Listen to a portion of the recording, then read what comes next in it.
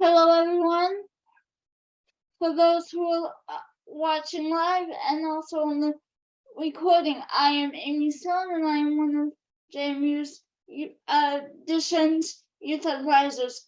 I do not have my camera on today because I am physically disabled, and my laptop screen is not at the right alignment to make this all work, and instead of you guys staring at my ceiling, I decided to just turn my camera off. But I'm hoping wherever you are in space, whether hearing this live or hearing the recording, I hope you will find some type of joy today in whatever you do. And thank you for taking the time to listen to this presentation.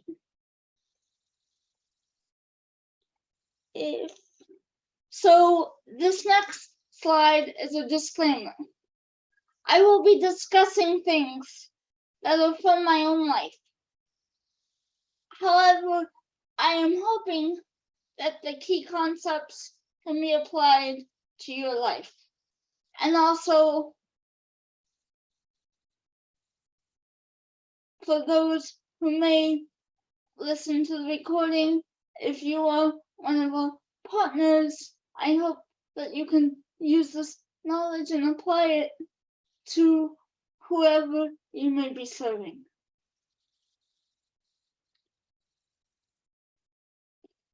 So,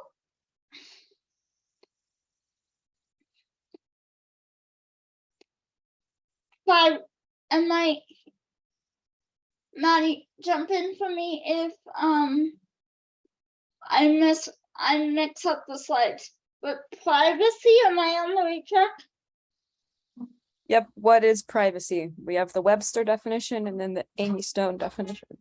So the definition that is on the screen under me might be different than what comes out of my mouth right now, but it's important if you're following along with the slides that just keep in mind I am visually impaired and I don't always have everything completely memorized. But privacy is a whole concept where it's essentially private time with me, myself, and I. Now, having a physical limitation, privacy or private time is often few and far between. It is also, there are very different types of privacy. There's a physical privacy, and there's also the privacy of information. And we will get into that later. If we move on to the next slide. I just wanted to ask before, is everyone able to see the presentation? I just got a notification on my screen.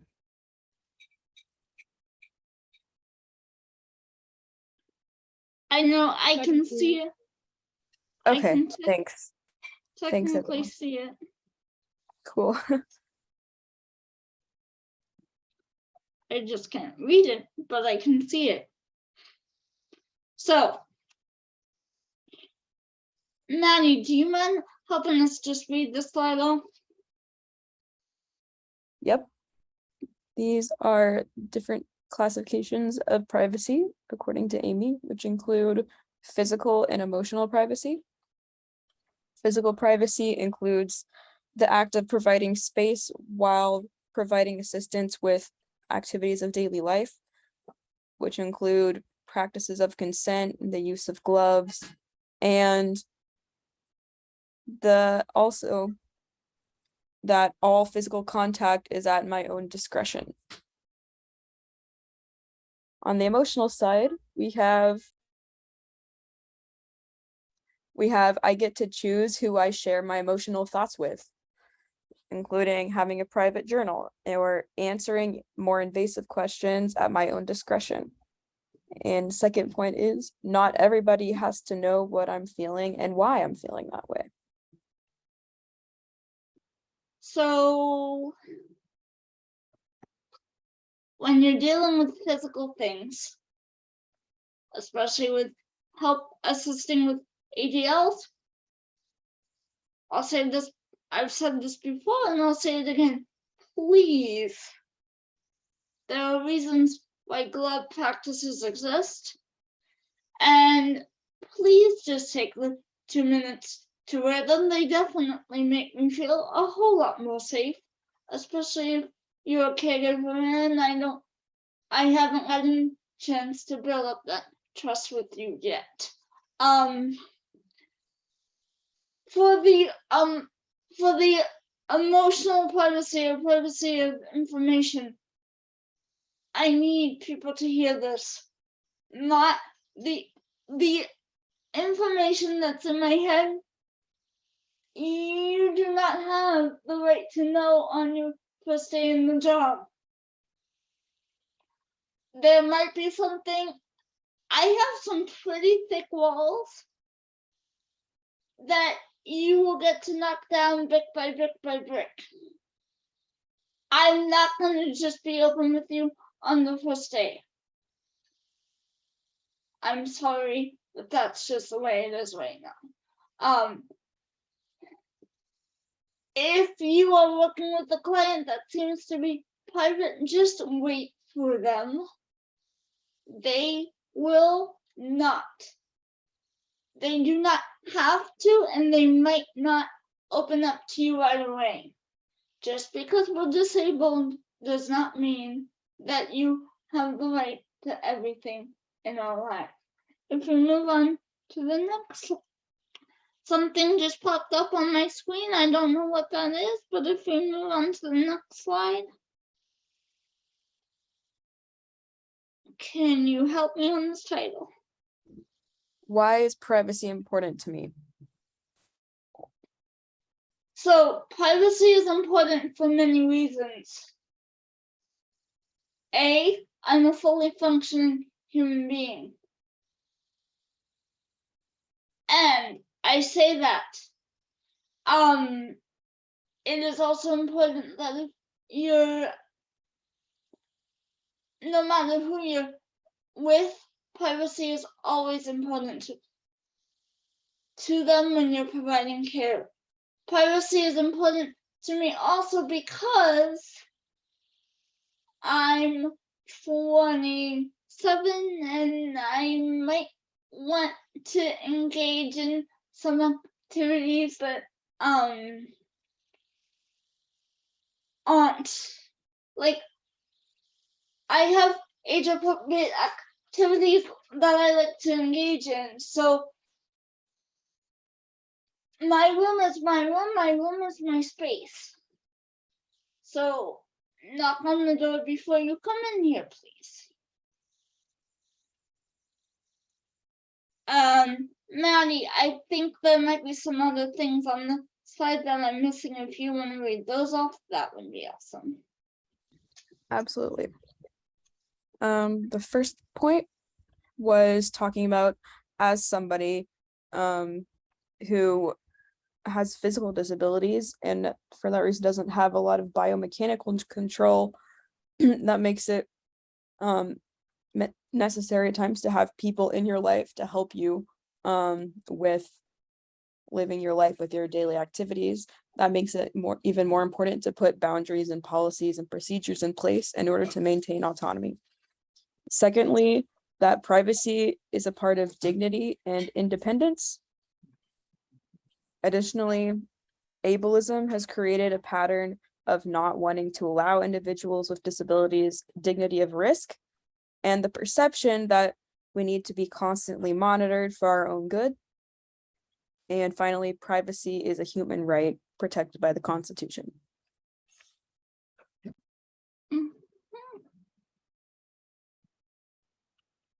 So it's just privacy, privacy, privacy, but there are some stories that I'll probably get into later that are gonna help you also understand why it's so important.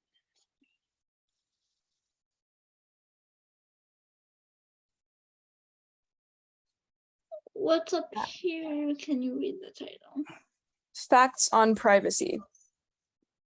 Can you take this slide? Yep, these were some statistics I collected at the request of Amy. The first one is that privacy is a human right.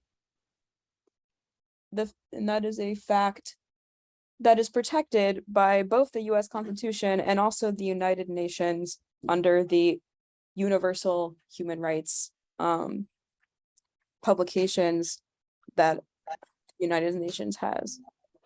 Secondly, people with disabilities are more likely to have their privacy violated. This is shown in multiple research studies and includes privacy violations, including medical information, personal information, as well as physical privacy. And finally, privacy is an important factor in mental health and well-being, and because of multiple reasons, but that have been shown in many studies, but most of it to do with the fact that every person is in charge of their own life and having that sense of agency of having privacy of I have things that only I know that I don't have to share with others is a really important part of that.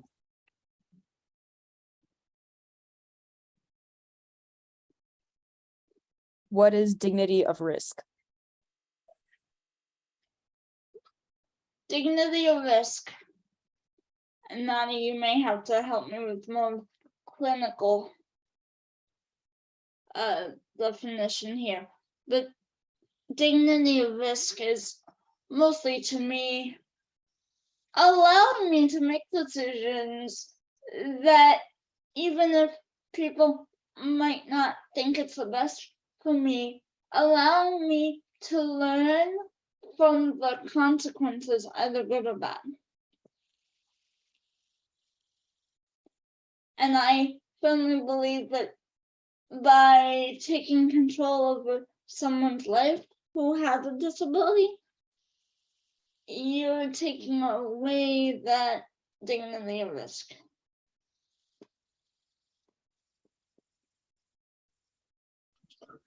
Thanks, Amy. I can share some of the specific language published, the sources from the Center for Independent Living. The definition says, dignity of risk is being able to make choices that could have negative consequences and getting to experience those consequences. Those consequences can include physical injury or things like getting lost or emotional damages like a broken heart, and all of those consequences are a part of natural consequences that everybody has a right to experience.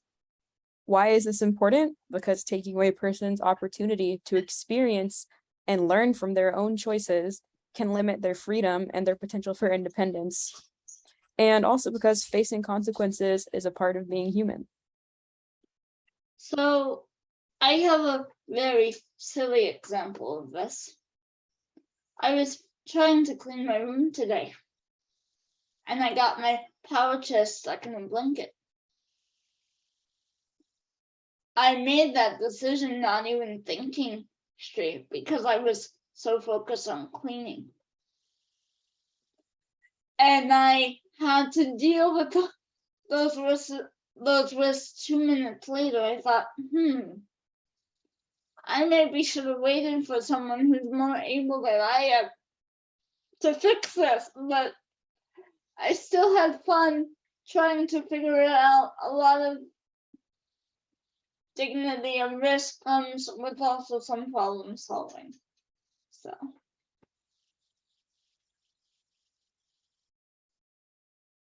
if we can go to the next slide. Okay. So if you got there's a scale here. And it's privacy versus safety. And Maddie, I'm gonna have you read off some of the specific language here. But this is a very important scale. Keep in mind if you're listening to the recording later, it is a sliding scale depending on who you're working with. So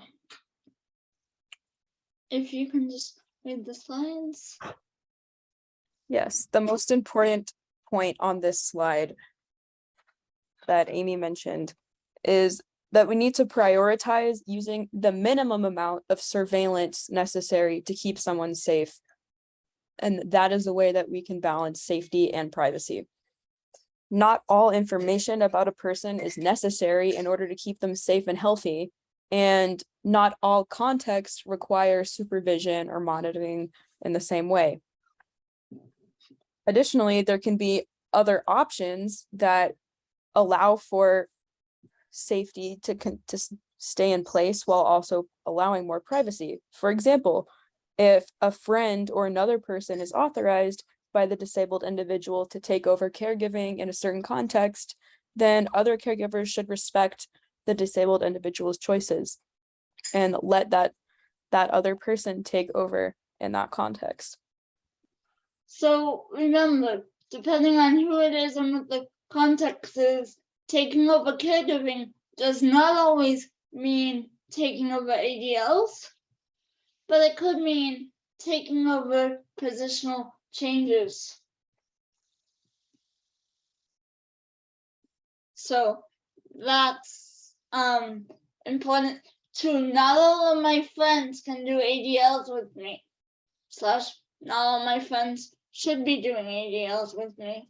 But some of them can pick me up and put me on my bed and let me just be a human for a couple minutes, and that is such a gift.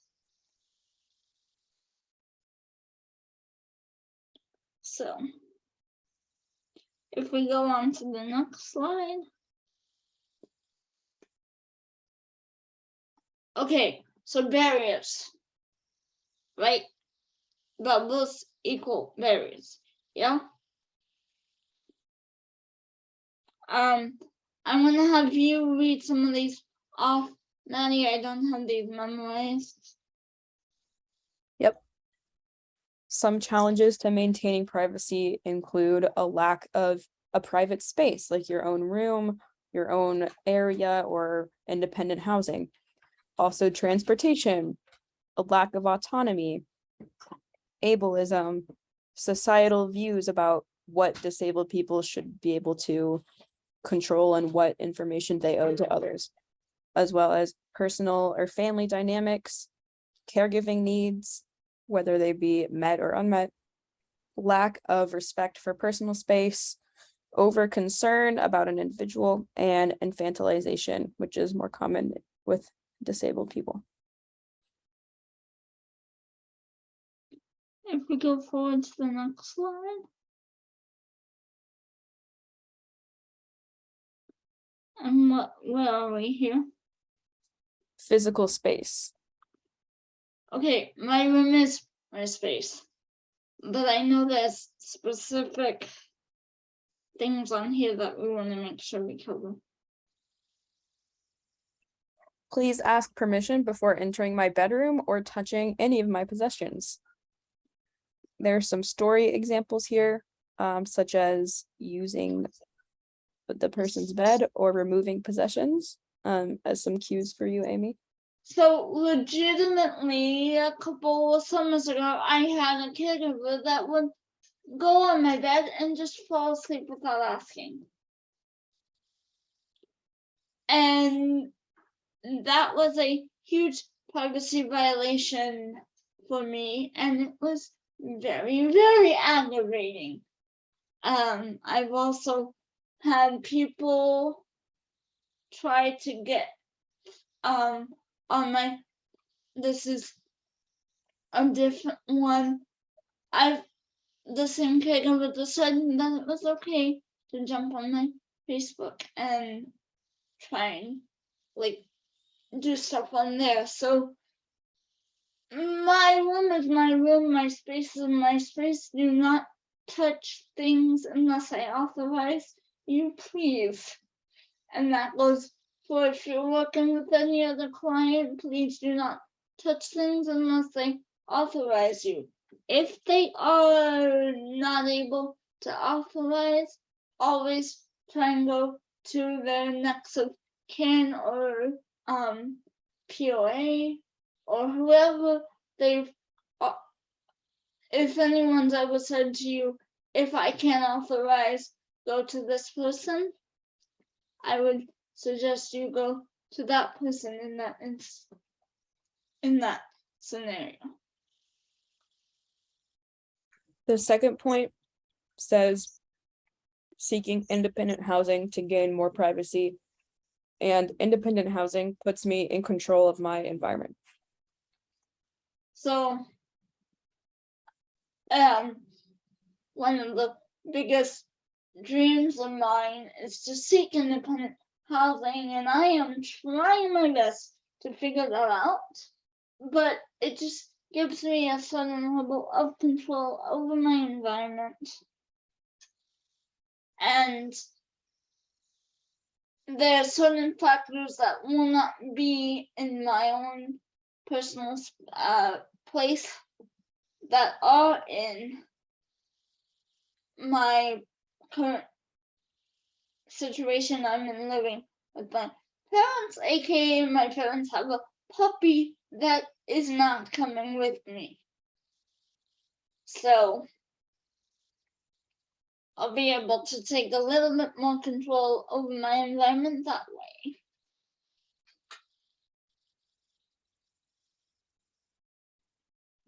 Privacy of information. So, can you go ahead and read some of these points? I know some of my stories, some of them I've already told. There are 3 points on here, and 2 of them have some prompts for stories. The first one says, my thoughts, activities, and whereabouts are not public knowledge. And examples are intrusive questions or viewing friends' social media. Yeah, to be honest, there were some parts of my life that are really hard for me to share, but luckily a couple of when caregivers get in the way of friendships, that is a problem. Let me just put that out there. When caregivers get in the way of friendships, it can become very toxic. It can become very hard to deal with. I had a caregiver in the past who would legitimately get on my friend's Facebook page and stalk him technically for no apparent reason. She did not tell me. I had to find out through him, and I was so mad and I was so hurt. And luckily it did not destroy the friendship we had, because if it did, I probably wouldn't be able to share the story.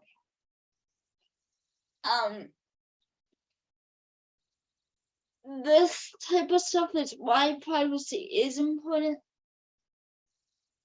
and this is why it means the world to me to give presentations like this. The second point is the information on my phone, computer, and personal documents are only for me and people I authorize to access. Put an example of unauthorized computer access. And the final point that does not have a story says I'm allowed to have private conversations. So.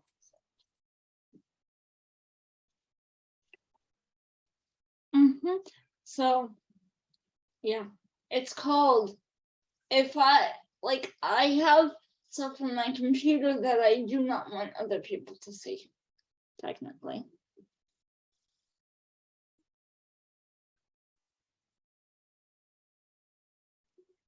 So,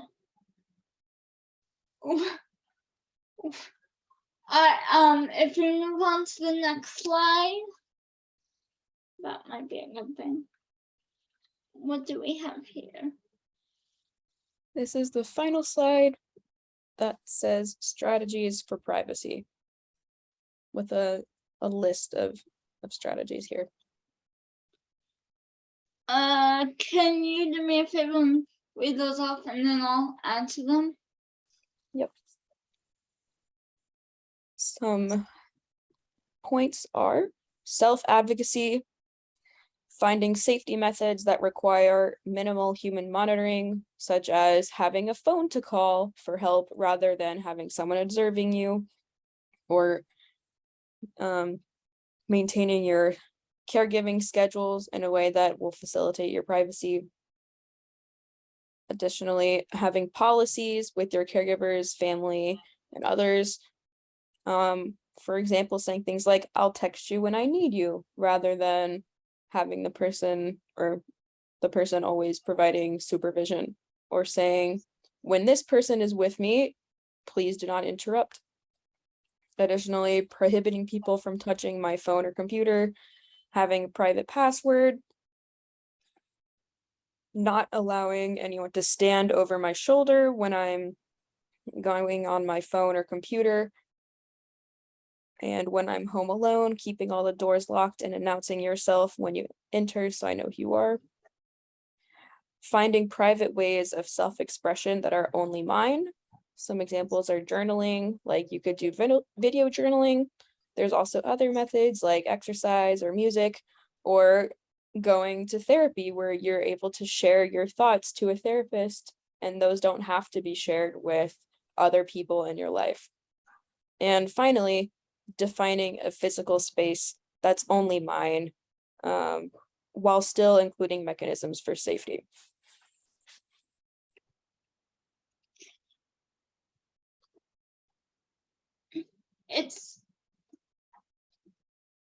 If anyone who's watching this recording wants to keep that list of tips, I would be happy to give those out to people and make sure that they are easily accessible. I understand that this is the last slide, but we do have some discussion questions if we have time for them. Yes.